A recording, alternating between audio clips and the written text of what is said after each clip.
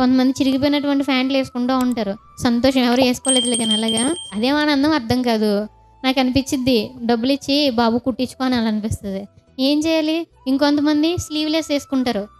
సగం బట్టలు అన్నమాట. ఏ డబ్బులు లేవా? ఇంకొంతమంది చున్నీలు లేకుండా తిరుగుతూ ఉంటారు. అయ్యో భలే తిరుగుతుందని కాదు. ఎవరైనా అలా అన్నారనుకో, మీ పిల్లలు ఎవరైనా డబ్బులు లేవనుకుంటా డబ్బులొచ్చాక చున్నీ కొనుక్కుంటారులే అంతే. అర్థమవుతుందండి. ఇంకొంతమంది యాంకిల్ లెన్స్ వేసుకుంటారనమాట. ఫుల్ వేసుకోరు అమ్మాయిలు లెగిన్స్.